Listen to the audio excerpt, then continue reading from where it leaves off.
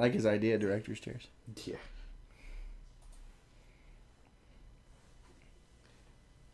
Welcome to Nerd and the Noob, episode 38. We're going to talk about stuffs and things.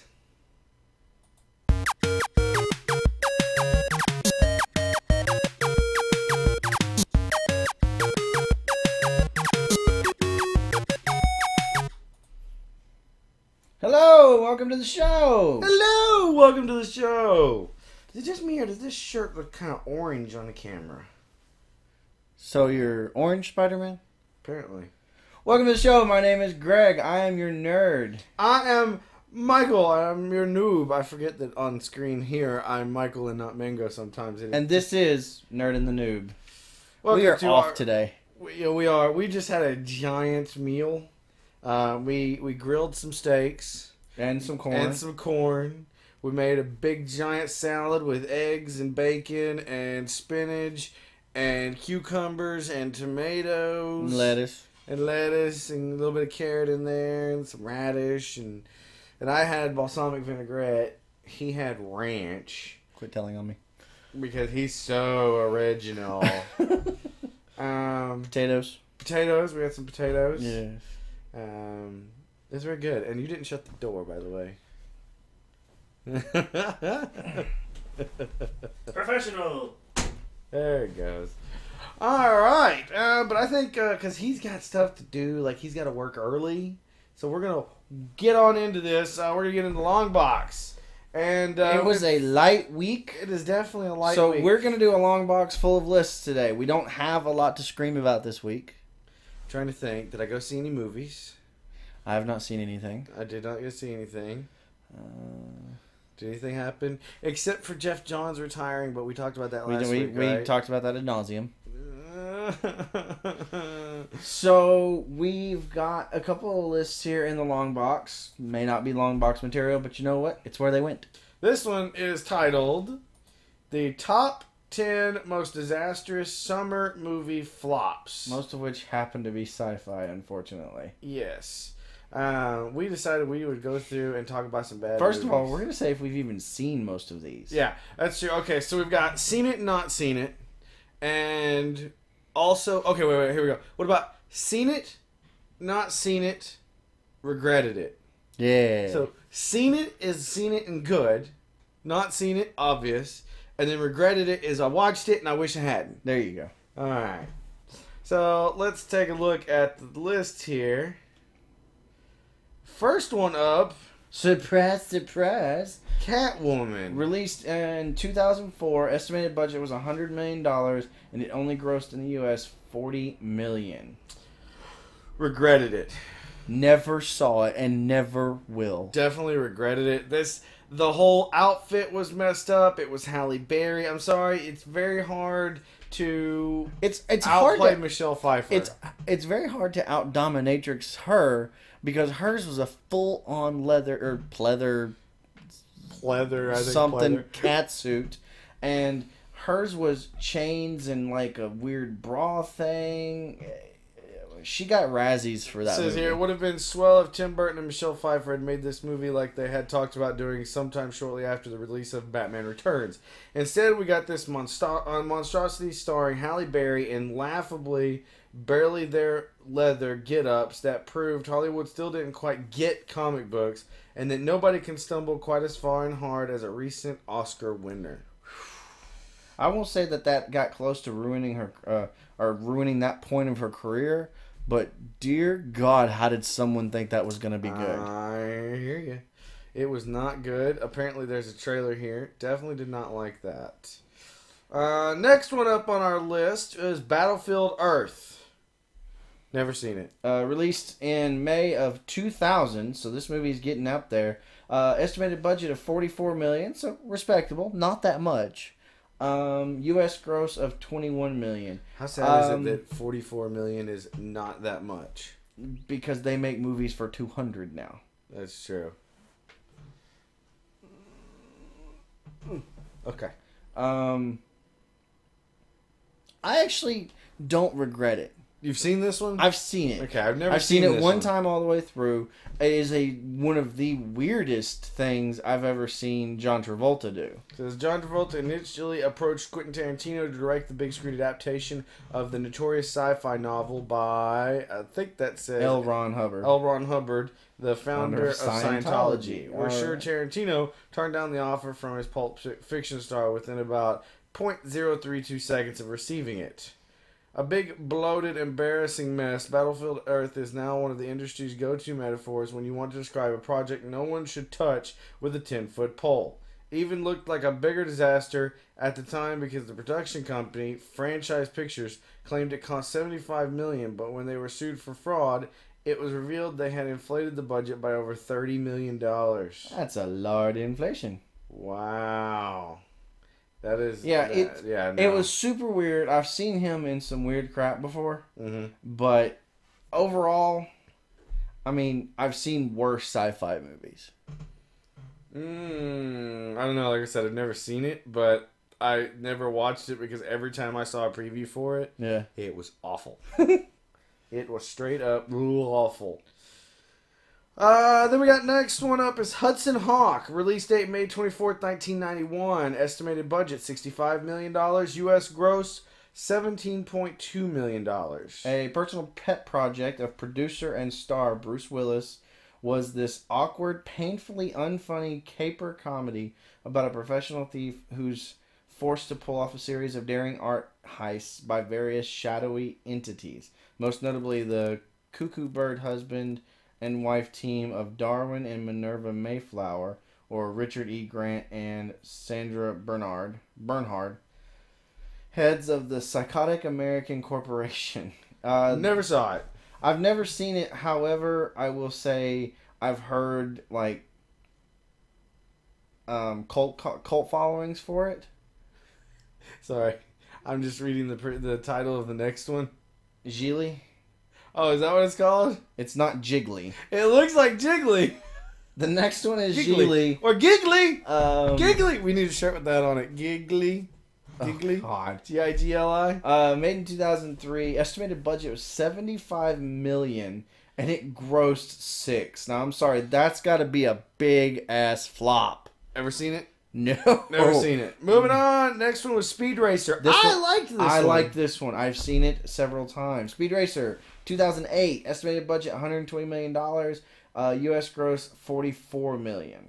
I thought it was a good movie. The Wachowskis followed up their widely successful and influential The Matrix trilogy. There was no trilogy; it was just the first movie. The other two sucked. With a live action, the second one, with a live action adaptation of Tatsuya Yoshida's fondly remembered animated series. How can you say all these names and screw up words like "when"?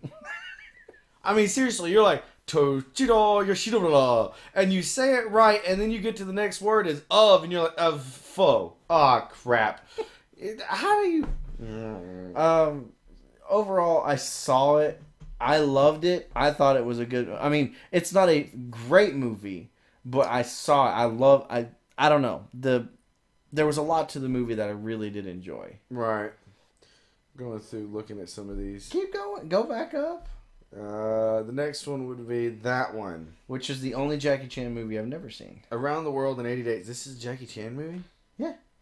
Around the World in 80 Days, June 16th, 2004. $110 million budget, $24 million gross. Maybe doing a new adaptation of Jules Verne's beloved fantasy novel with the brilliant but unfamiliar to American audiences Steve Coogan as Phileas Fogg, here reimagined as an eccentric inventor. And Jackie Chan. And Jackie Chan as... I can't read that word. Passepartout. Sure, that's a word. Wasn't such a good idea, eh?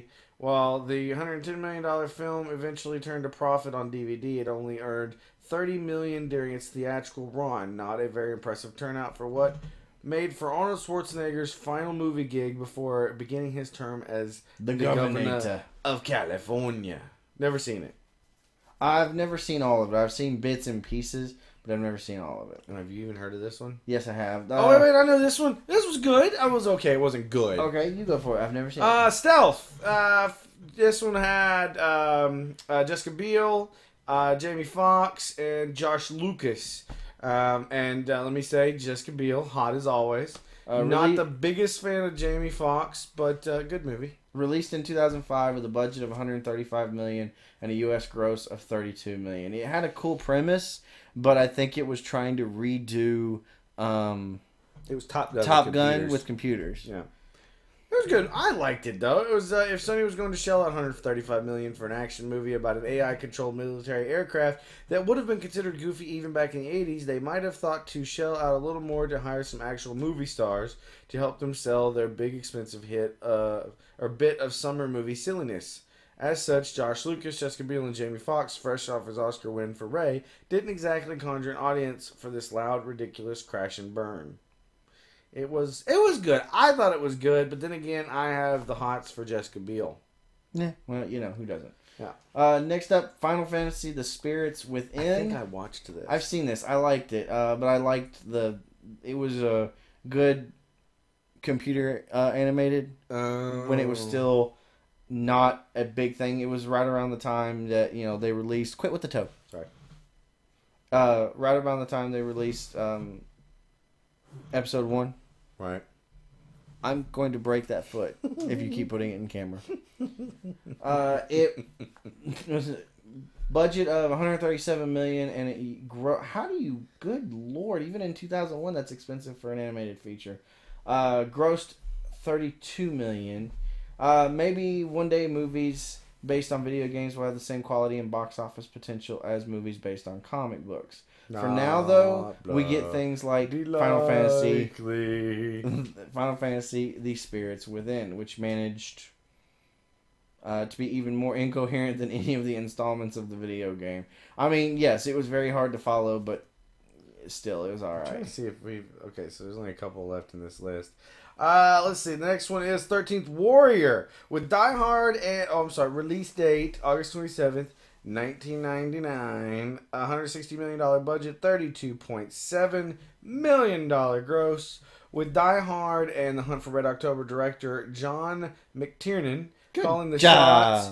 You think this adaptation of Jurassic Park author Michael Crichton's novel Eaters of the Dead would be destined for cinematic greatness, even with Spaniard Antonio Banderas cast as an Arab poet? Okay, that sounds a little weird. But his troubled production, which Crichton himself ended up taking over as director after poor test screenings, earned only $61 million globally against his massive $160 million budget. That's global. bad. That is really bad. I've seen this like everywhere and never watched it. It's Walmart's always got it. Yeah, I've just never seen it. And the final one on the list is The Adventures of Pluto Nash. Obviously, no one has seen this movie. It's Eddie Murphy. It only grossed $4.4 million. Released in 2002, estimated budget of $100 million. 75 of that was probably his. Yes. Perhaps the most travesty-est of all the Eddie Murphy travesties, and there are several. The Adventures of Pluto Nash, which chronicled the exploits of a former smuggler turned nightclub owner. Wait, I have seen this. Have you seen this? Oh my god, it was really strange. I only watched a little bit of it. Did you regret it? I think I regretted it. Regretted it. Regretted it. Wait, is it regretted it or regretted it? How about regretted it? Regretted it? We're doing like... I'm Richard Simmons, bitch. Oh, Lord. Okay, so let's go up here. And this, what is the theme of this one again? 10 most disastrous summer movie flops. Okay, so there's one that popped up in my head that everybody considers a flop that I loved on DVD. I didn't get to watch it in theater, and that was Daredevil. No. Well, you know what? I'll let you have Daredevil, but Elektra was awful. Elektra was awful. That was strictly fan service to watch her move around in her jiggly bits. That's it. Fair enough. I'm gonna try it. There we go. Okay. But now back to this Matrix thing you were talking about earlier. You won't even give him the second movie? It was weird. It was just as weird as the third one. Pissed me off at the end because they did the whole pseudo Jesus Christ, savior thing, and I was done. Over the top. I don't know, over the top. I don't know that one. We're getting some ideas from our chat here. I will say that sadly, Bruce Willis has had just as many bad movies as he's had good movies. Because he's been in a lot. Yeah. At one point, he was Samuel L. Jackson. He didn't say no to anything. Yes, but he is now... Well, he's back to doing just Die Hard. That's all he's making. That's all he's doing is Die Hard and Expendables. And G.I. Joe. Was he in G.I. Joe? I haven't seen He's Joe. He's Joe. Oh, is he Joe? He's Joe. Oh, okay. We got another list for the long box. Today's our long box list. This one's a little bit more prevalent to to us. The 10 greatest Avenger lineups of all times. We're going to like this one, I think. All right, we're going to move on to number 10, the West Coast Avengers. After you, sir. I like the West Coast Avengers. The West Coast Avengers were where they sent Hawkeye and a large collection of the, I guess at that point you would have called B-list of the team, out to San Francisco, maybe? Los Angeles. LA. Spinning out of the main Avengers team, their Las Vegas-based Los Angeles. squad. Seriously, you could say, Yoshida, and you look at that and that says Las Vegas. Shut up. The LA-based squad was the brainchild of then chairman and Avengers mainstay, The Vision, who handpicked heroes for the squad. The original lineup, led by longtime original team member Hawkeye, consisted of Tigra, Wonder Man, Iron Man, piloted by Rhodey, and Hawkeye's sometimes love interest, Mockingbird. Wait, Tigra, isn't she a bad girl? Bad guy? Sometimes I think she goes back and forth. Okay. Los Alamos. They were hardly the more potent of Avengers squads. The team made up for what they lacked in terms of raw power with a level of teamwork and drive that can hardly be rivaled. Not to mention, Wonder Man ends up turning into one of the biggest bad guys. Yeah, as the team grew, they added members that, while in many cases seemed to be analogs for more iconic Avengers, were usually strong characters in their own right, though they imploded in the early 90s. The 10 years that the West Coast Avengers were in operation showcased some of the most dramatic stories and characters that says dynamic. Boom. Dynamic stories and characters that Marvel featured at the time. Members total says Hawkeye, Tigra, Mockingbird, Wonder Man, Iron Man, Wasp, Hank Pym, same person, U.S. Agent. Wasp and Hank Pym are two different people. War Machine, Spider-Woman, you're correct on that. Moon Knight, Living Lightning, The Thing, Scarlet Witch, Vision, Human Torch, and Firebird. Go back down. Why? Okay, never mind. What? There's another character called Firebrand, and I wanted to make sure that was not that. I agree. I've read a lot of this. Really? I actually have a lot of it. I've never read a West Coast Avengers. I've got some of it. It's not bad. See, here's my problem. I have a hard time reading anything older than, say, the 90s. Yes, we've discovered this when we reviewed Flash. That Flash comic. That was so bad. Infantino. I mean, it wasn't bad, but it was just not what I'm used to anymore. Good lord. Number 9, Cap's Kooky Quartet. Oh, see, Cap, you keep screwing it up. So nicknamed due to the odd nature of the three characters who joined Captain America's team after the other founders all departed, Cap's Kooky Quartet was another team known not for the strength of its members, but for the relationships and characterization they enjoyed. Okay. Despite consisting primarily of former criminals with bad tempers, Cap's quartet managed to take on threats including the Masters of Evil, Kang, Mandarin, and even Doctor Doom. Let's see here. Oh. Those members were Cap, Hawkeye, Quicksilver, and Scarlet Witch. Oh, Cap. Why couldn't they give you a better name? Number 8, Kree Skrull War Team. The Avengers that took part in the legendary Kree Skrull War were few, but almost no other lineup is something As iconic and recognizable as the bunch that appeared in issues 89 through 97 of the original series. What is with you in the... The members of this was Captain America, Iron Man, Thor, Wasp, Ant-Man, Goliath, Vision, Quicksilver, Scarlet Witch, and Captain Marvel, which pretty much sounds like Marvel right now. I mean, we've got Captain America, Iron Man, Thor. Ant-Man's coming. Wasp will be in that. Yeah, Ant-Man and Wasp are coming. Goliath is the same person as Ant-Man. So is Scarlet Witch and Quicksilver. Yeah, Vision. The only one we're missing is Vision and Captain Marvel out of that team. And we all agree that Vision is going to be. How can he be that if he's going to be in the show? It's going to be Vision. He's going to be Vision. I don't think so. It's going to happen. We still got a couple of years. It's going to happen. We still got a couple of years. The mid to late 80s. That's the name of the team. I just want to talk about the Thor picture there. What in the hell is he wearing? I guess I could do this because people are kind of used to this. I think.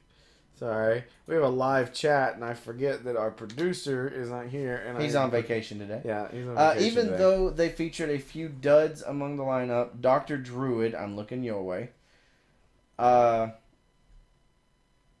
There were some great additions to the Avengers roster in this time The way period. you were wrong. Apparently, Goliath was a black dude. Yeah.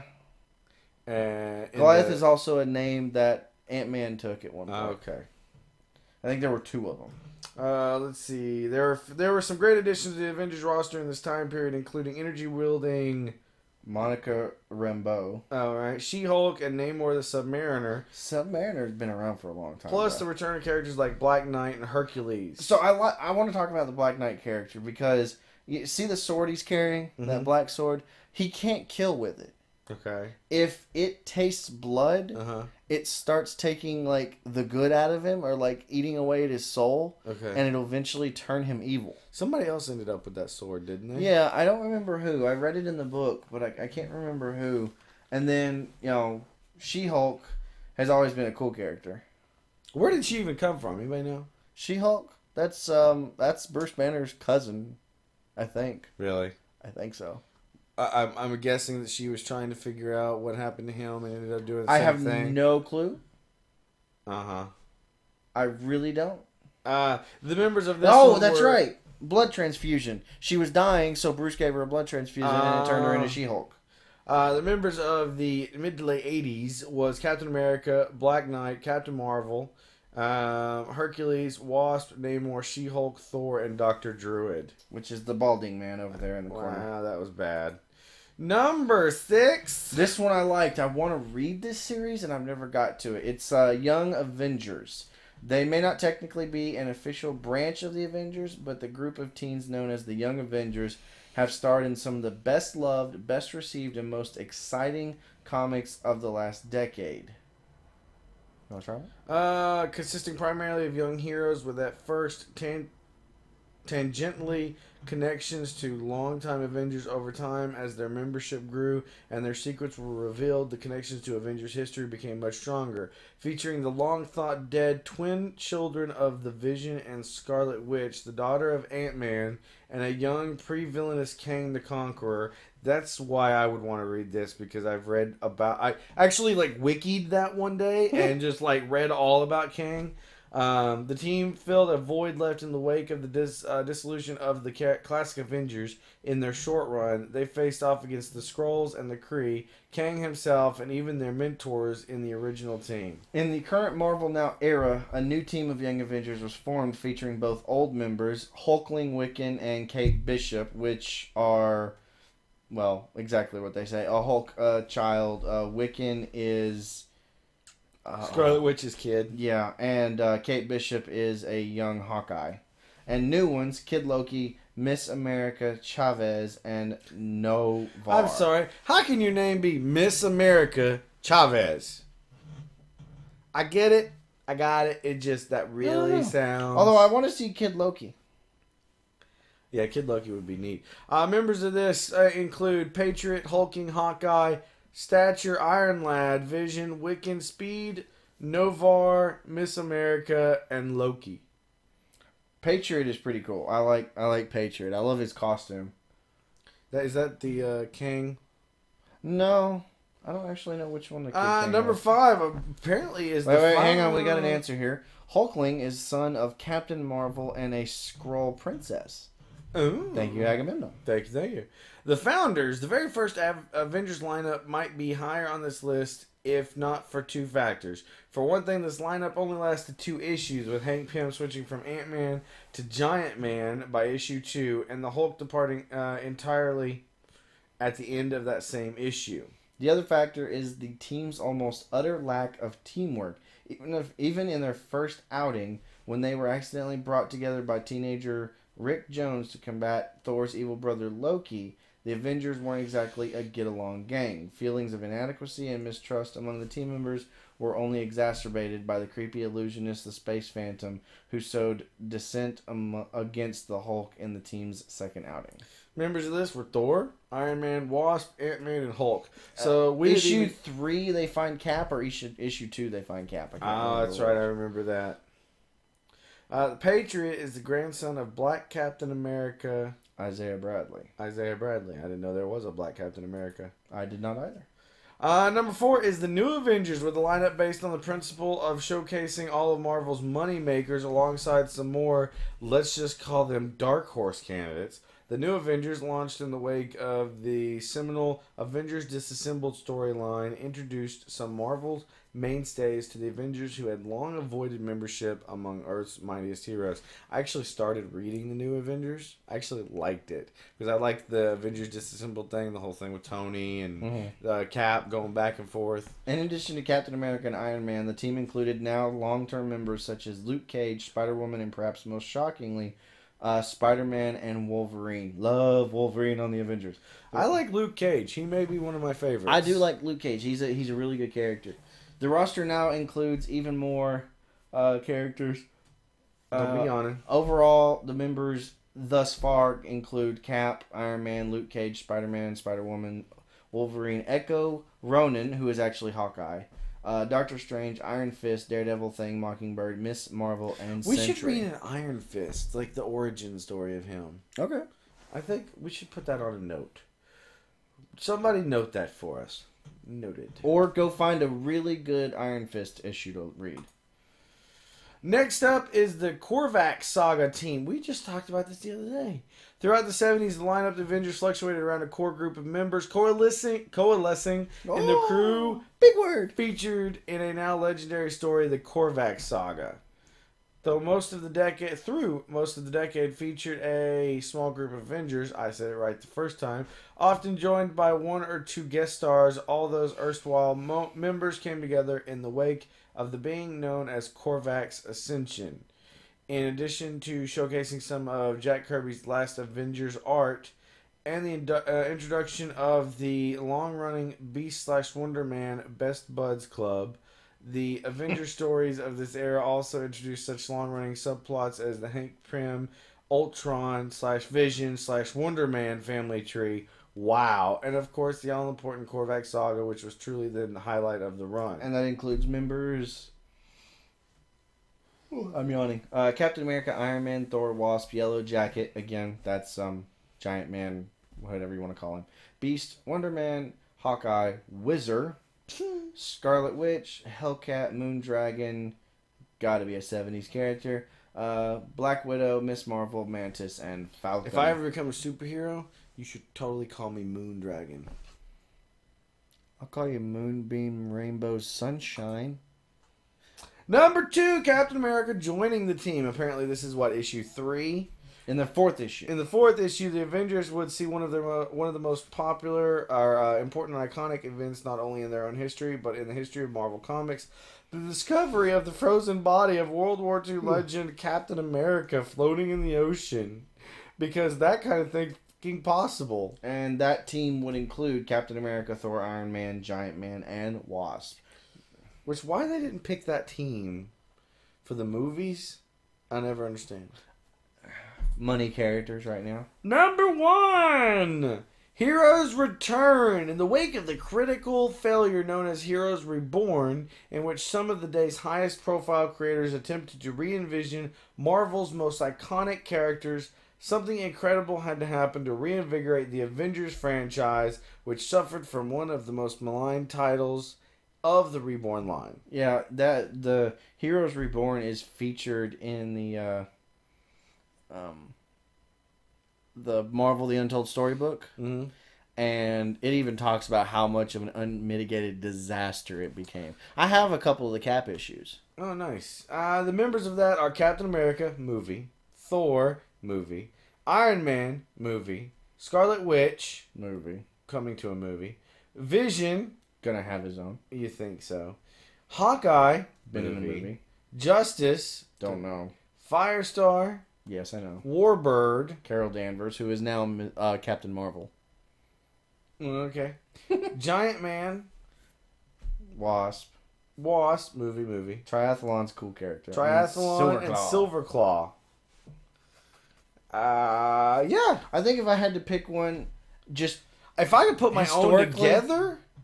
No, we already did that. No, I'm saying of this list, historically, I think reading some of the early Jack Kirby stuff from the original run would be really cool. I think I'd have to go with probably New Avengers because it's got Spider-Man in it. Yeah, I mean, that's it. Spider-Man does it for you. Mm-hmm. I mean, he's the comic relief in the Avengers.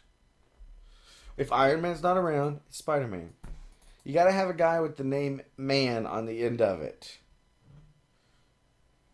You do. Alright. You do. So what else you got? I think that's all I got for the long box. You think so? Yeah, we're gonna push ahead. I suggested this, so I think I'm gonna mention something. We don't have a comic of the week. We picked something, but had trouble getting it downloaded this week. Oh, don't you lie. We were grilling out and didn't want to read it. I wanted to lie. No, we were grilling out and didn't want to read it. Anyway, we wanted to talk. So, I read all of All-Star Superman this week, and you read... I haven't read anything this week. What was the last one you read? Justice League? One of the Justice League comics, I'm sure. I think it was like Justice League 16 or something like that. So... Those are. I can talk about Batman. All right, talk about that. Was an amazing comic. If you have not read the new 52 Batman, I suggest going and get the trade because it's got the Night of Owls in it, and it's just amazing. I mean, at one point Bruce just goes nuts. I mean, just completely loses his mind trying to escape this situation, and it's just incredible. There's a little bit more backstory from when he was a kid. I'm pretty sure you've got Nightwing and Robin. Nightwing and Damian as Robin showing up. Just an incredible thing. And you got Damian, I guess he's a very angry child. Nightwing. For some reason, I can't get into the single. Like, I'm having problems with the Nightwing current, like the standalone title. Okay. But when he comes in and he's in a Batman title or something, I really, really enjoy that. Okay, on top of that then, I will say the best characterization of Nightwing I ever saw, in my opinion, was the animated feature Under the Red Hood. Yes, that was really good. Because, that was Jason Todd, right? Yeah, that was the Jason Todd one. But the Nightwing was Neil Patrick Harris. And the chemistry that him and Bruce had, or I think it was Bruce Greenway actually, at that time, the chemistry they had together during the opening part of that was fantastic. I want to read that series. You mean Nightwing? No, Under the Red Hood. Oh. I want to read that. I want to read what that came from. I don't know. I've got my problem. I think one of the reasons I haven't really got into the new Nightwing is because I have got I'm missing several issues from the new 52, and I'm having a hard time finding them. So I may end up digital. I'd say for right now, what I may end up doing until I can get to the collecting, because I mean I'm getting them every month now. But I still only get one. I get my copies of. I think I'm up to 3 or 4 now. All New X-Men. I think I'm up to 3 or 4. I've got Justice League on there, Nightwing on there, Green Lantern. There might be another one. I added one today, and I don't remember which one it was. I'd like to apologize for all the yawning. I'm full. But I mean, as far as comic of the week goes, I would definitely. My suggestion is to, if you want to go get it on digital, it's like the first 6 or 7 issues of the new 52 Batman. Definitely read that. Or if you want to go get it, I believe there's a soft cover. What is it called? Trade out. Yeah. So that's my suggestion for the week. I will let you go to yours. I finally got to read All-Star Superman, which is by Grant Morrison, and I have a book that Grant Morrison wrote, Super Gods. He's a very well-educated man, so keeping up with him is very difficult. I know the feeling. But I really enjoyed it, like the whole book. Like they cut out so much that... Is that the one that's kind of like... the one where Superman dies at the end, where he goes flying into the sun? Spoilers! You've seen it. It's a movie. They made an animated movie out of it. But I'd forgotten about it. Oh, way. Anyway. You can't spoil something that's been... Is that the one that, like, the cover always looks like it's been drawn in the 50s or something? Yeah. Okay. Where Superman's looking back. Yeah. I can't for the life of me think of who the artist is right now. It's very, very good art. But... Ooh, another suggestion. Go read anything by Jeff Johns in the last 10 years. Oh, my God. I'm sorry. I have a little bit of a fanboy crush on Jeff Johns. You're cutting me off in my part. Okay, sorry. Go ahead. So, I got it in 2-part hardcover. They're thin hardcovers. Right. The added story that's in there, like, there's one point where they get black kryptonite near Superman while he's at this point of almost near omnipotence. Okay. Because he gets ultra radiated and it makes him super strong, super smart, even more. Right. But it also is killing him. Right. It gives him cancer. Okay. It's breaking down his cells and stuff like that. So to fight him, Jimmy takes a experimental doomsday drug and temporarily turns himself into a doomsday clone and fights Superman until he comes to his senses. It was one of the weirdest... What? One of the weirdest things I've ever read. The whole thing was just beyond weird. But it was really cool. Like, I really did, at the end of it, put it down and I wanted to read it again. It was really good. I'm going to have to read that. So that's my suggestion. I just got Blackest Night for the Green Lantern series that's pre-New 52. I've got to figure... Is that the last thing before the New 52? No. Well, Flashpoint is the last thing. But that's not Green Lantern, though. Flashpoint caused the New 52. So I need to get that. What, as far as Green Lantern goes? Blackest Day, Brightest Night. Blackest Night, Brightest Day, sorry. However so I need to get Brightest Night, or Brightest Day. Yes. Okay, but other than that, if I've got Blackest Night and I get Brightest Day, I need Brightest Day and Flashpoint, and I should be good up to New 52. Because I've read everything Green Lantern, Green Lantern, not Core and all that stuff. I've read all of that. I'm completely up to date on New 52, except for 20, which I'm reading now. It's like a double issue. Your TV's gonna cut off. Oh, I know. It's up there. I'll get it in a second. Alright, so we're going to move into new verses for the week. Last week it was Gandalf versus Dumbledore, and I had Gandalf. And I had Dumbledore. I got spanked like a bad kid in a Catholic school. It was bad. Catholic school, okay. I got destroyed. Yeah, you did. So the winner this week was Dumbledore. Da-da-da-da! Whee! Which means no one knows anything. You all suck. Dumbledore is a massive jackhole wizard. Like, he is the wizard you go to in the wizarding community. What is this one guy? He apparently needs dwarves to help him out. I mean, he can't just grab the ring and throw it down himself, huh? What? Really? Huh? What? He can't touch it? Have you ever heard of a piece of paper between you and the ring? God. Shall we move into... Apparently neither one was our first choices. Yeah, I know. This week's Noob Verses, it says, there's Les's note. No, hang on. I have an idea for this. Okay. Keymaster, give us a Noob Verses for the week. Okay. We're gonna put someone on the spot, and since Keymaster laughed at us last, we want a Noob Verses from you. We'll wait. So, Green Lantern. Pick something else. Okay. So, Jeff Johns. Oh, dear God. By the way... wait, fine. So, Justice League. I looked up... Which is written by... A list... Jeff Johns. Of all the stuff that you would need to read Jeff Johns. Uh-huh. You'll go broke. Not to mention you'll know more about DC than anybody in the chat, and not to mention more than likely me. All American Heroes is our thing. Okay. Captain America?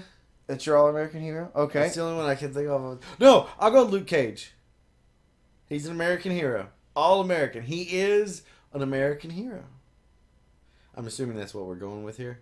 Okay, I'm going to go with... Or Dead Parents. Ooh, I like Dead Parents too. Dead Parents. But the big one, that's Batman. Who else has got dead parents? I'm thinking. You can think outside the box. Don't just think comic books. You can think anything. So our choice is either All-American Hero. Gotcha. I'm going in the same vein as last week. Harry Potter, sucker. I'm going dead parents, and I go Harry Potter. All right.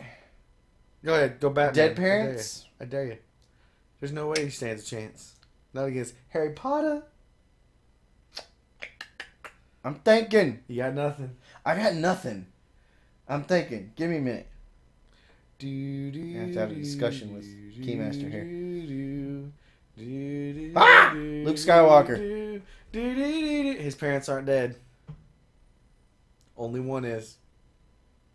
Technically, he was raised by Ben and Peru. I need a ruling on the technicality. We can't use Superman. We've already used Superman, and that we can't do that. Because he just picks people up and throws them into the sun. It's just quite not fair. I need a ruling. Will Luke Skywalker work? Are we counting Luke and Beru as parents? There's one. So I already thought of Spider-Man, but...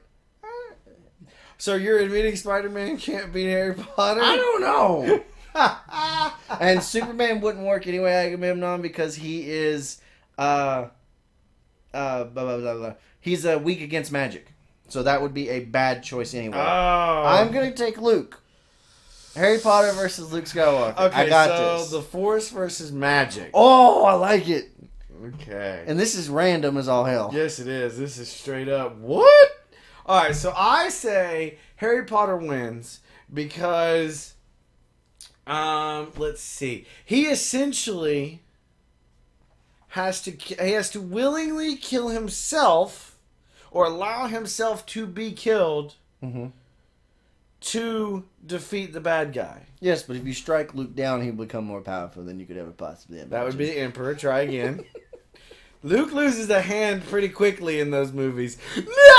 And he cries a lot. I mean, have you watched the Harry Potter movies? He kisses his sister. Have you watched the Harry Potter movie? That boy cries all the time. No. Not to mention, without his group of friends around, he wouldn't get anything done. No. I'm going to go with my chat here, and says that, yes, if I go the disarming spell, which is, hang on. Expelliarmus. Expelliarmus on your lightsaber, and that goes flying around spinning. Yes, you're going to lose your other hand and go, no! Yes, but as it goes flying, Luke is going to grab it with the Force and just swing it down. Wait, and take him. with the hand that has been cut off, or with the robotic hand which can't use the Force? It can use the Force. Everything can use the Force. Not the robot hand. It's his mind. It's an extension. So he has an extension of a robot hand. What is he, an Iron Man? AC/DC in the background? No, I don't think so. I'm telling you, I'm thinking it's real simple. Avada Kedavra from 100 feet away. He would never use it. Harry Potter would never use that spell, and you know it. So we don't need to use Expelliarmus. So we got that part figured out. And then Hermione would have to come in and help him out because Harry's one giant bitch. No, I don't think so. I think Harry wins. I think Harry can is going to Expelliarmus the thing out of his hand, which cuts off Luke's other hand. No, because as soon as he lets it go, it goes away. But then while Luke is trying to send it, not always, not if he force throws it, it doesn't. Yes, but he's not going to keep it on. If he tries to force throw it, he's going to Expelliarmus that crap again, and it's going to go straight at Luke and kill him. You know I'm going to win this week, right? Luke is just going to look at Harry and go, you want to go home and rethink your life. And he's not Ben. Never once did he successfully use I'm using Luke, the Jedi mind trick. I'm using Luke from the expanded universe. You are not. I am. He is a Jedi master. He never once on camera successfully used the Jedi mind trick. Yes, he did. He didn't. Yes, he did. He used it against Jabba, and Jabba went, he used it against Jabba's dude. Used it against the snakehead guy, which I don't know his name, excuse me. Shut up. You're about as big as Jabba. Keep it up. All right. So this week's is straight up. It's okay. So it's a little morbid, but this week's is the Dead Parents Society, and then we've got Luke Skywalker versus Harry Potter. Harry Potter. You're a wizard, Harry. Because nobody says H's in that country. I know. Although it's funny, as I wonder when they were filming those, if they made all the British actors say the H, because they all did. You're a wizard, Harry. I mean, he actually said Harry. So I'm wondering, either that or they just none of them were Cockney. I'm assuming it's Cockney because I'm a stupid Englishman. Englishman? Dirty American. Dirty American. Ugly American. You're just dirty and ugly. Now it's the Count from Sesame Street. If you can use Harry Potter with the Hallows Our power, temporary producer here says if Harry Potter with the Hallows power, I didn't say anything about the Hallows then power. it can be whatever Luke I want. Oh wait, is that the dying part? Yes, that is the dying part. Lawyered. Nerded. Lawyered. Dang it! Wait, but that's not fair. That's still on screen. That's something that everybody has seen. You can't go into expanded universe because in the expanded universe, the guys, moved planets. I'm sure. You're going down. No, Luke's losing. So here's what I want in the chat right now. I want a big thumbs up for Harry Potter to win, and if you want that guy to win, then I guess you can just raise your hand, or you can type in boob or something. See, Harry Potter's winning. Gina says Harry Potter's winning. All right, we're going to move on to coming attractions. There were no movie reviews this week. I almost went and saw Now You See Me. I've heard that was fantastic. Like that close. So what we do have is our box offices for the week. And first was Fast and the Furious 6 with 34.5. These are all going to be in millions. Now You See Me brought in 28 million. That's not bad.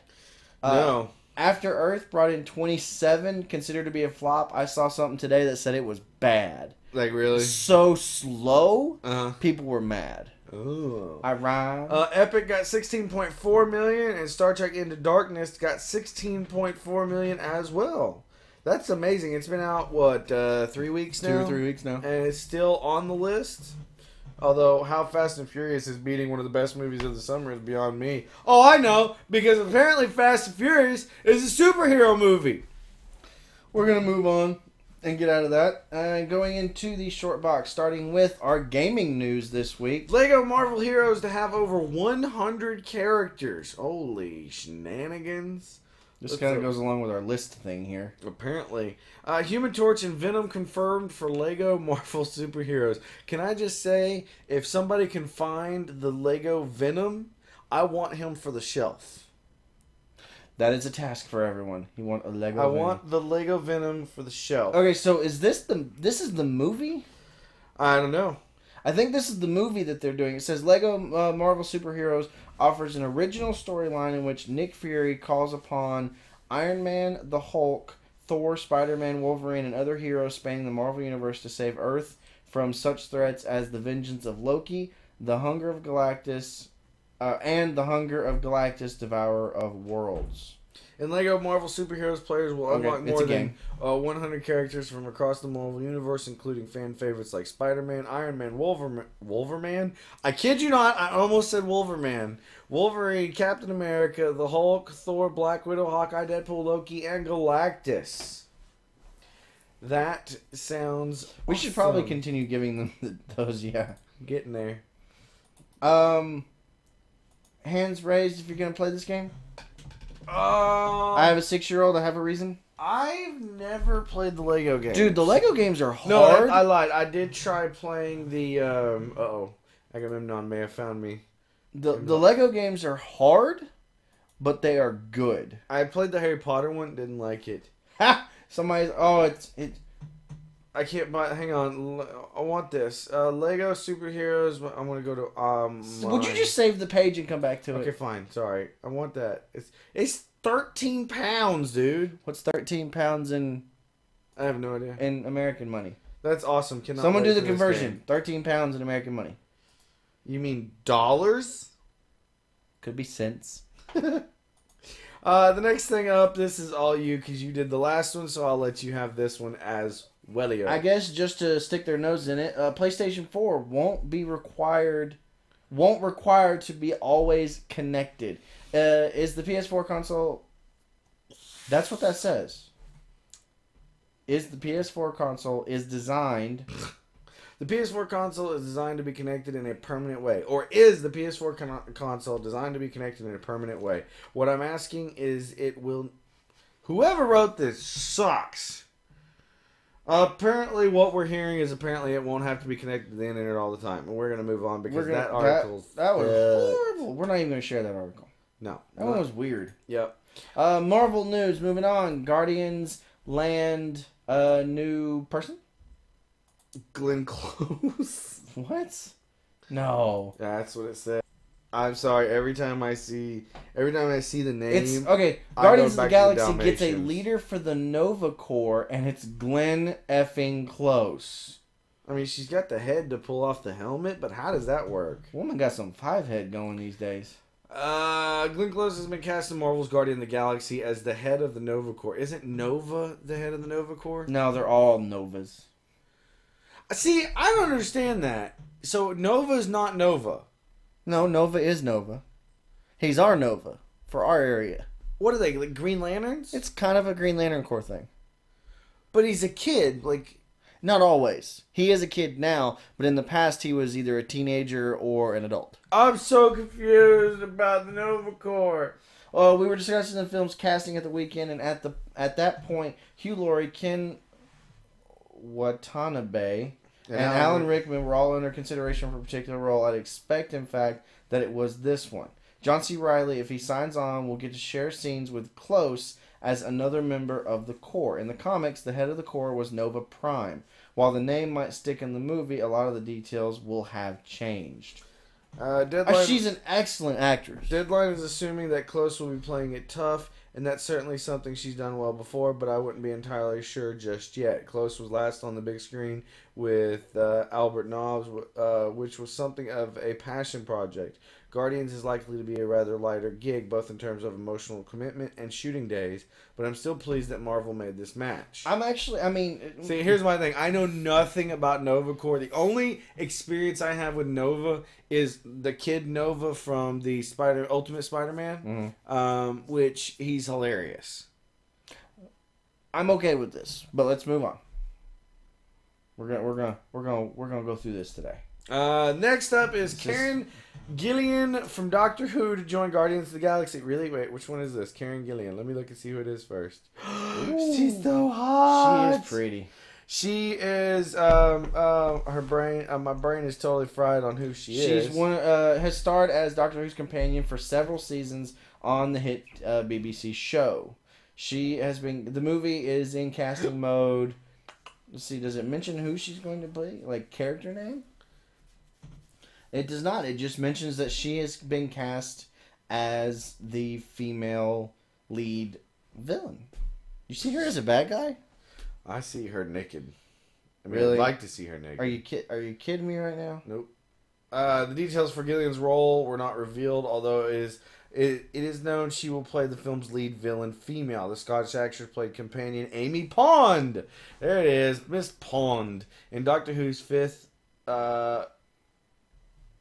Through the recently ended 7th series, the character was hugely popular and appeared in Doctor Who books, apps, and video games. Gillian has several indies in the can, including Oculus, a horror flick with Katie Sackhoff. Mm-hmm. She is repped by UTA and Michael Duff and the UK is Troika.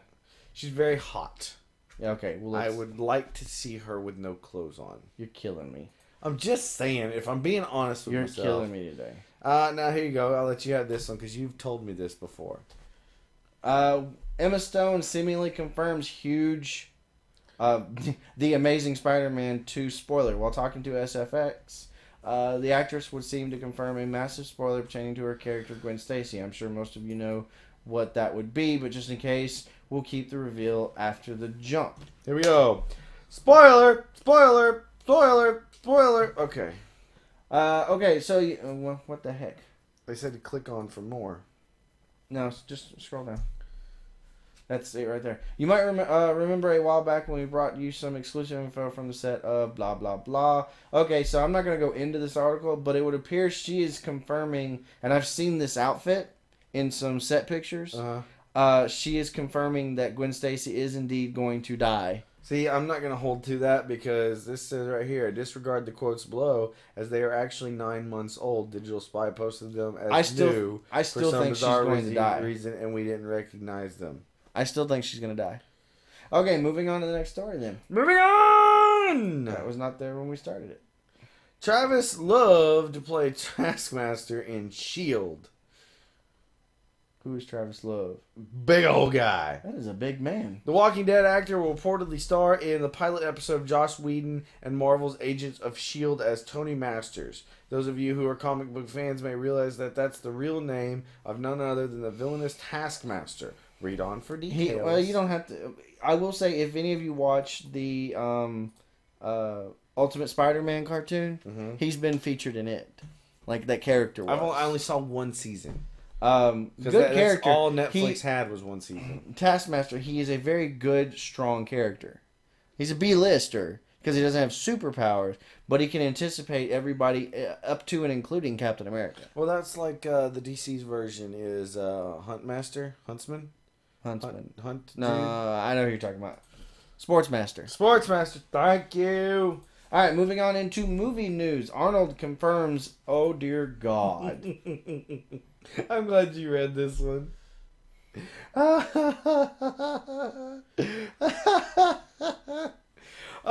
Arnold Schwarzenegger ended his tenure as the governor of California, he has returned to the spotlight as a movie star, appearing in The Last Stand earlier this year. Schwarzenegger has talked previously about returning to his iconic commercial in the middle of our story. Go away. His iconic roles in a new Terminator and Conan film. Please, no! In an interview with Metro UK, the actor was asked whether Terminator 5 was still being planned. We're writing it now. There are 3 projects being written that involve me. One is Terminator 5. The other is a Conan movie that Universal is doing, and there's the sequel to Twins, which is called Triplets. Okay, so let me just say this. Okay, the Terminator 5, I'll give him. No. Okay? No. But Conan... The next Conan, at this point in that day and age, it's survival of the fittest. The guy is old enough, he'd have died already. Conan or not, some young buck would have killed him already. So maybe we should just do that? And then Triplets, really? Well, then who's it going to be? I'm sorry, you got Danny DeVito, Arnold Schwarzenegger. Who's the other one that looks just nothing? A black guy. Chuck Norris. That would be great. Oh, that one's good. I still say you need like Wesley Snipes, like an old black guy. Eddie Murphy. Eddie Murphy could work. I mean, I'm sorry if you got triplets, it's got to be a different one because that was the whole premise of Twins. Is they were twins, but they were different, completely and utterly different. Please, dear God, please, stop letting these movies. Don't let him make this movie. Here's the next one. Pirates of the Caribbean 5. Oh my God, why? See, gets a director. Kontiki Helmers. What? I can't even read this. Okay. As Deadline Hollywood predicted last month, the Kontiki directing team of Joachim Roning and Espen Sandberg have landed the job directing Pirates of the Caribbean 5. Disney. It just says Disney. Disney, Johnny Depp, and producer Jerry Bruckheimer have all signed off on the choice, and negotiations are underway on a deal that will make quickly. Good God, it's not our fault. We'll throw it in here and then stop talking about it because I don't know that I've seen the last 2. This is getting as bad as the Mission Impossibles. I still like those movies, but come up with something new. You mean like Fast and the Furious? Shut up. Thank you. Let's just make Ethan Hunt a scoop. I'm getting a stutter. A superhero. A superhero? Shut up. He is a superhero. Wait, isn't he also the one that got blown up, hit the side of a building, or no, he hit the side of a car, and then went, "I'm good," and just kept running? Yep. Okay, so apparently the same Pirates guy of the Indian directed Ocean. one. Ugh. Pirates of the Indian Ocean. Pirates of the Alaskan Sea. I can't do these remakes and continuations anymore. Okay. Bond 24. This is different. Bond is a not even a franchise. It's a staple. Skyfall director Sam Mendes will be back in the director's chair for the film. He initially turned down the job to focus on other projects, but they now claim the studio is willing to wait on Mendes. Check back here for future confirmation on the film's director. Apparently, Ang Lee, Tom Hopper, Shane Black, and more on shortlist for Bond 24. Does that mean it's his 24th movie? Yes. Good holy shit. I think it is. That's a lot of movies. Yeah. Previous reports on Bond 24 indicate that the screenplay is currently being worked on by Skyfall, which I have not seen yet. Screenwriter John Logan. MGM is reportedly eyeing a release for the project within the next 3 years. Which of these names do you want to see take on James Bond? Is there someone else who would be better? Sound off below. I don't know. Shane Black did pretty good at Iron Man. I could see it. It all depends. Is it time to change Bonds? Oh, here's the news that's just popped in. Apparently, Matt Smith is leaving Doctor Who. He's the current Doctor Who. Is there anybody that you could think of that should be Doctor Who? Another British actor. Daniel Radcliffe. No, however, I heard he's in rumors to be in Star Wars. Really? That's what I said. I don't know if I can do that one. Move on to the next story. How about Rupert Grint? I can't do any of them. I'm sorry. I'm just as guilty of typecasting them as everybody else. Benedict Cumberbatch. Yeah. Okay. He could totally not be Doctor Who. I mean, he could be, but He could be. He could be the new Dark Doctor Who. Because I am better than Why? you. Because he would be John, whatever his name was. Here you go. This one's all you. No. You're Skip good. it. No. Skip it. No. I don't want to talk about it anymore. No. Talk about it. Skip it. Talk about it. Fine. Very quickly. I can't see it. I can't talk about it if you don't bring it up. I'm getting there. Very quickly. I promised I wouldn't, but fine. Whoopi Goldberg is playing in... She's going to be... Who is she going to be? Scroll down. Do you see a person? That's all I want. She will be playing Bernadette Thompson, an editor at Channel 6 News, and more importantly, April O'Neil and Vernon Fenwick's boss in Turtles. Dear God. You don't like it? No. I don't like her anymore. She's weird. Yeah, she's Moving on. That's all the Turtles we got this week. Wait, I bet you I can find some more. Shut up. More names in negotiations for Expendables 3. You think they're just going to keep adding people until they kill them?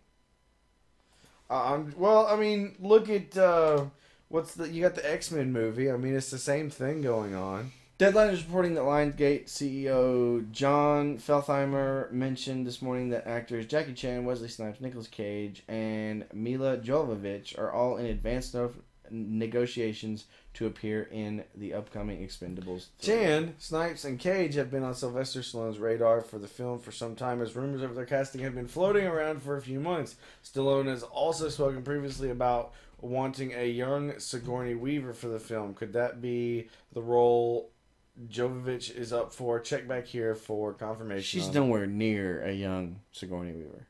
Oh. No. They will be directed by Patrick Hughes. The cast of the last film included Stallone, Statham, Lee, Dolph Lundgren, Chuck Norris, Non-Yu, Randy Couture, Terry Crews. Sorry, Terry Crews is still one of the funniest mans in Liam commercials. Hemsworth, Jean-Claude Van Damme, Bruce Willis, and Arnold Schwarzenegger. God! I'm serious. They're going to finally stop doing this movie when one of them actually dies. Our next news story is going to be Sylvester Stallone had a heart attack on the set of Expendables 3 today, or Expendables 5. I'll feel bad at that point.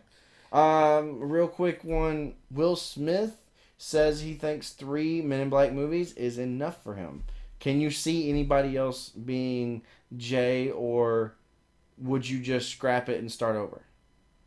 Earlier this month, Sony confirmed plans to develop a 4th Men in Black movie when the studio hired Oren Uziel to write the script. With the conclusion of the third film last summer, it would make sense to leave it at that. But with the right story, Men in Black 4 could be very good. Of course they're saying it could be very good. Hey, you can always have Joseph Gordon-Levitt be the next Doctor Who. Amazing. Amazing. No, he says it could be the next J. Oh. Either one. You heard it here first. Joseph Gordon-Levitt is going to be both Doctor Who and J from Men in Black. I think they're done with Men in Black. They need to be done with Men in Black. I kind of liked the last one. I haven't seen it yet. It was good. Was it? I thought it was good. I thought Josh Brolin did a great job playing a young Tommy Lee Jones. I just... I think I'm done. I think I'm done with the Men in Black series. Come up with something new. No, I liked it. I thought it was good. And what else we got? We got a little bit of DC news. Stephen Armel talks about Arrow Season 2. Okay, you read. I'm going to go blah, blah, blah, because I'm still watching. Go. Stephen Amell. You can't accuse Arrow of playing it safe in Season 1 finale on the heels of so much changing for Oliver Queen and the world around him. I spoke to the show's star, Stephen, about why what's can to I still come hear you? in Season 2 this fall. Talk quieter and... I tell you what, we'll skip it. No, you know what? Go ahead. Yeah, I mean, I know elements of the finale by the early part of this year. I like it because, again, there's nothing that we promise or tease in the show that we don't deliver on. There was a device, there was a bomb, whatever you want to call it, and whenever the bomb doesn't go off, it's kind of disappointing. So I'm glad that they went there as hard as it was. So I'm still in the middle of watching this. I'm like 17, 18 episodes in. I can understand a problem for people that watch the show like all at once, like I'm doing, because one of the things that's bugging me is it seems like every other week now somebody's finding out who he is.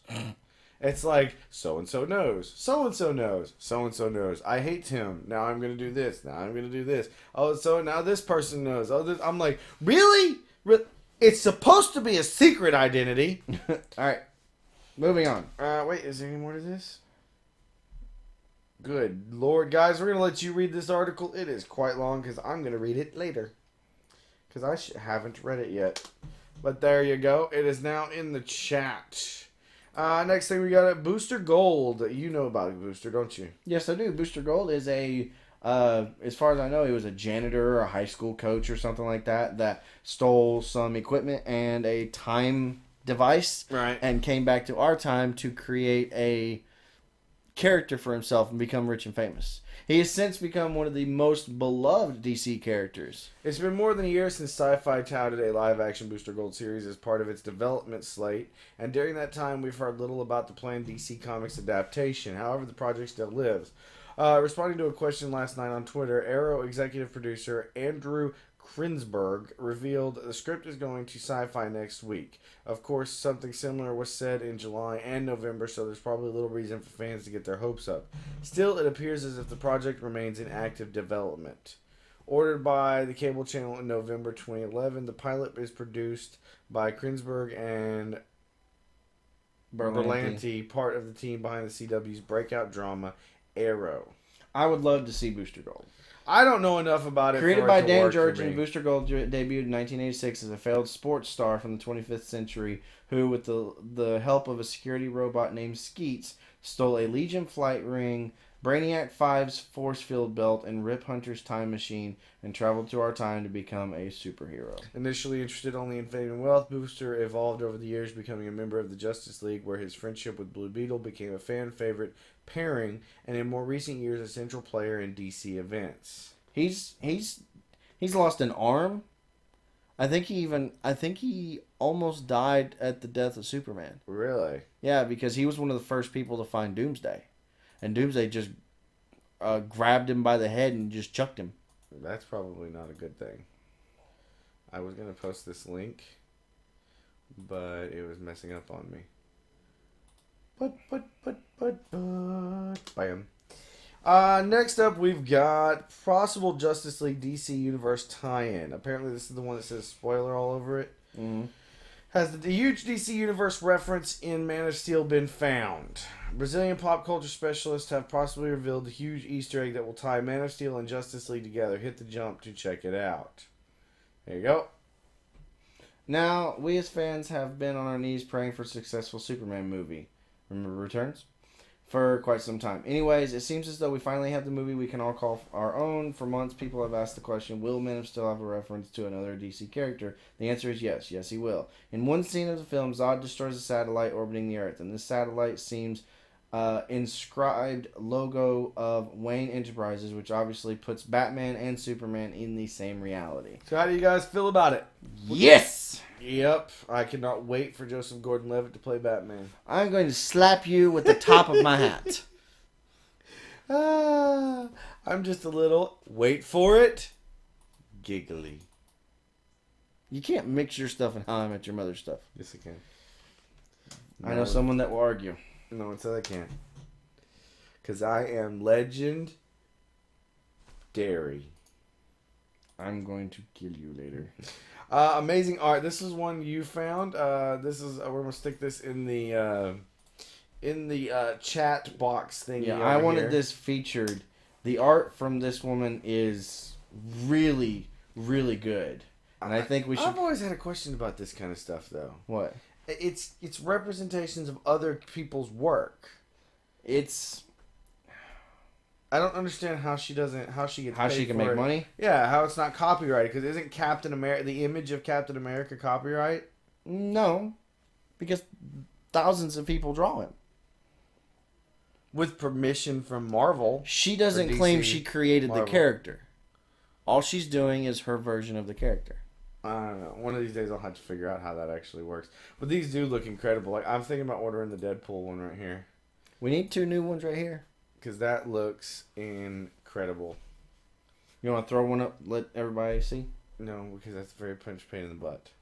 Okay. So. Alright, we'll I move guess on. I can let it. Hang on. Add. Which one says screen region? That one? Yep. Alright, guys. Here we go. Kablunk. Why does it got to be over my head every time? Put it in the middle. We are split now. There we go. I'm going to think? That actually looks really awesome. Doesn't it, Greg? Yes. I'm going to leave that like that for a little while. Show them a couple of other ones. Alright. Oh, look, t-shirt, too. Go back. Captain America. See, look, that looks good on you. That does look quite amazing. It's really good. I do too. I want all of them. Alright, kill the screen. I want all of the monies. I want all of the monies. I mean, take all the monies. Then we've got DeFrank. What is this? Go for it. Some of you guys know that we talk about SourceFed from YouTube every now and again, and Philip DeFranco. It's where some of our stories come from. We notice them off of those guys from time to time. Right. Just real quickie news. He inked a deal with Revision 3 to become a senior vice president of their company, and they acquired the Philip DeFranco Show, SourceFed Nerd, and the Vlogity. Good Lord. So he's going up. He's becoming global. Ah, gotcha. I was trying to figure out where you were going with that story. I like DeFranco stuff. TV news. Oh, here's what we were talking about earlier. Matt Smith leaving Doctor Who, found by Agamemnon. Oh no, Matt Smith is officially leaving Doctor Who. I'm sad. I really loved Smith as the 11th Doctor. The hunt is now on for Doctor number 12. The actor will be back for only 2 more episodes. Those include the upcoming 50th anniversary special in November and the 2013 Christmas special, which is where his regeneration will happen. Here's what Smith had to say in a statement. When you gotta go, you gotta go. Doctor Who has been the most brilliant experience for me as an actor and a bloke, and that largely is down to the cast, crew, and fans. It's been a privilege and a treat to work with Stephen. He's a good friend and will continue to shape a brilliant world for the Doctor. The fans are unlike any other. They dress up, shout louder, know more about the history of the show, and speculate more about the future of the show in a way that I have never seen before. Their dedication is truly remarkable.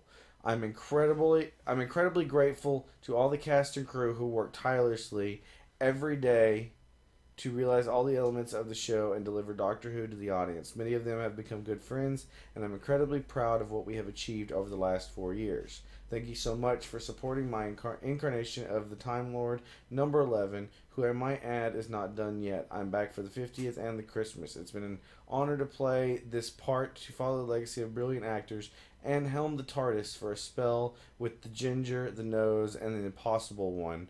I don't know who the Impossible One is. But when you gotta go, and Trinzalore calls. Thank you, guys. Sad for all you Whovians. Well, I haven't watched... I'm only about season or 2 into his run. I watched all of David Tennant run, and I was very upset when he left. I mean, I knew he was already gone because I started with Matt Smith, but I kind of like the way Matt does it. So, and that brings us to the AV Club. There's a lot of stuff, but to be completely honest, guys, we've been running long tonight again some effing way. No, we haven't. I need to go. I got you. I'm just saying. We've got, let's see, some the Ultimate Man Cave. We'll throw that in there. We're going to throw some of these in here. These are really cool looking. I looked at this with Gina the other day, and it was pretty hot looking. There's Alright, show it to me. nothing but nerdy stuff in there. You're going to like this. Let's take a look. I've already seen this. Look at that, dude. That is ridiculous. I want those. I could sit there all day and play racing games. That's just amazing. Cave, though. Although the TV is really dated. Amen to that. Well, did you see all the other money? He's like, I ran out of money. I can't buy a TV. Don't care. No. 3D food printers. This one I thought was funny. Batman unfollows Joker on Twitter. Apparently that is currently unavailable. Life-size Lego Terminator found by Anthony Whitehouse. That's so cool.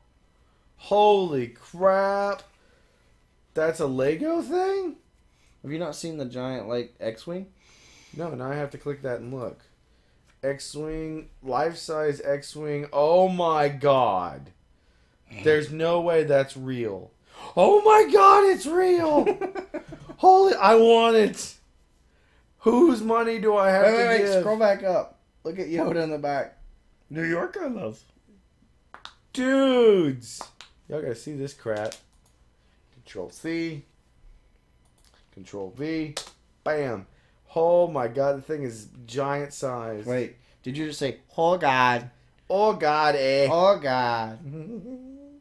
Then we've got something else found by Agamemnon, who finds all kinds of stuff. Oh, here we go. We got one found by Dave Townsend called the Trilogy Meter, a must view. We have to look at this now. All right, what is this? I'm guessing this is the how good the trilogies were. Star Wars, almost full on all 3 first movies. Indiana Jones, same way. Matrix 1, 2, 3. Star Trek's pretty high. Let's see. I guess Matrix is pretty the lowest one. Blade goes 1, 2, 3. Terminator 2 is it everybody's I favorite? disagree with this. What? Godfather 1 and 2 great. Number 3 is just shot. That sucks. You like number 3? I liked number 3. All right. This is a cool thing. I like this trilogy meter. And that was found by David Townsend. And then we've got the videos. The Man of Steel trailer. I watched this. Awesome. They essentially Minecrafted the trailer. Machete Kills trailer. Percy Jackson trailer. Woo! That was found by me. Pacific Rim. Heath Ledger Diary for playing the Joker. I haven't seen that yet. This was found by Anthony Whitehouse. All right. Question of the week last week was, what is the greatest movie ending ever? And here's the answers we got so far. Diddy says I say it would have to be the end of Transformers 1. Maybe I've just never seen a really good film, but that little speech mixed with Optimus Prime's voice was just really cool. Sean O'Neill came up with Hand Up from the Grave at the end of Carrie. Scared the hell out of me the first time I saw it. Good one. William McCannis, hard question. The Usual Suspects, A Clockwork Orange, Dead Again, Original Night of the Living Dead. The producer Les says, let's see, the best movie endings are Dark Knight Rises, Empire Strikes Back, Usual Suspects, and Shawshank Redemption. Daniel Hall, who is a work buddy of mine, actually. Butch Cassidy and the Sundance Kid. Awesome. All right. All right. Denny again said, father. Oh, Denny's father. The end of Fellowship of the Ring. Shane Bacon Miller, when Charlie Sheen and his woman rode off in the movie The Wraith. All I've right. never heard of that one. Lily Hamilton says, and I know she had something to say about this. Taxi Driver. Clockwork Orange. There Will Be Blood. The Graduate. Say Anything. Breakfast Club. V for Vendetta. Psycho. And the one we can't talk about because you don't talk about it. What's the first rule of Fight Club? You don't talk about Fight Club. I How will does say, anybody ever find out about Fight Club? I will say, though, that movie got me, too. Oh, I love that movie. Yes, I agree. I had one. It wasn't a great ending, but it was a pissed off ending. It was the end of The Village. Okay.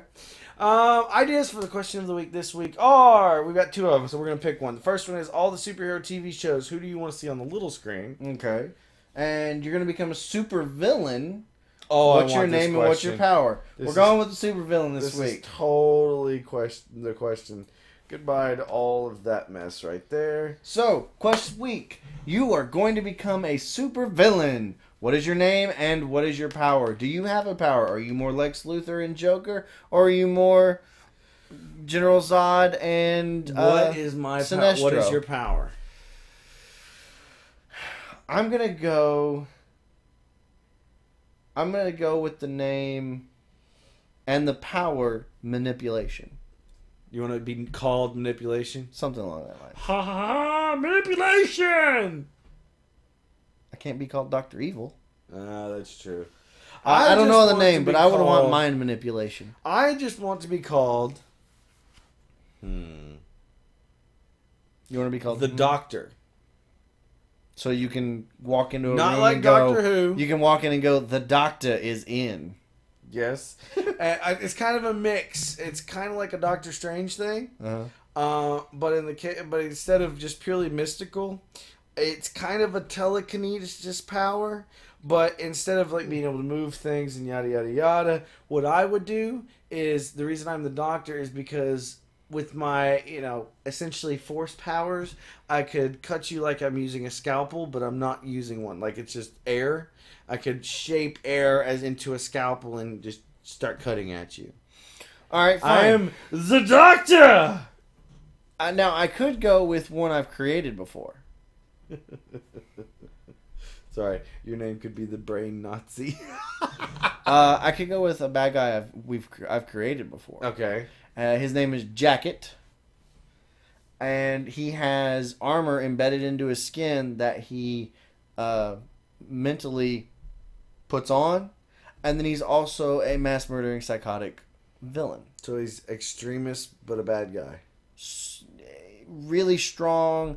Like, grab someone's head and Luke just goes... Cage extremist? Yeah. And grab someone's head and goes, squeesh. Luke Cage extremist. Yeah. Okay. Alright. So you have the Doctor... And Jacket. Who can slice you up very, very finely. With a nice candy. With a nice... Yes, it's very good. Versus... Jacket. Who is Armored, psychotic, super strength. I like it. Guys, we want to hear your answers on the Facebooks, on the Twitters, on the emails. I want to know... Oh, wait. Before I forget, the Doctor also has a special ability to actually kill Captain America for good. That's his, finish him move. It's Captain America dies and never shows up in comics ever again. In any pseudonym at all. Not Bucky, not anybody, nobody. No U.S. agent? No U.S. agent. He just straight up dies. If you want to get in touch with us, check us out on pretty much every social network. We are on Facebook and Twitter as Nerd and the Noob. We have an email address, nerdandthenoob@gmail.com. We're on Reddit and /r/NATN. Have you been on it lately? Mm-hmm. I go on every now and again. We are a little bit everywhere. So don't forget to go do the Noob Versus this week when we'll put that up in a day or so. Which is Harry Potter versus Luke Skywalker. Go Luke. Guys, as always, thanks for watching the show, and we'll see you next time. Peace! Out!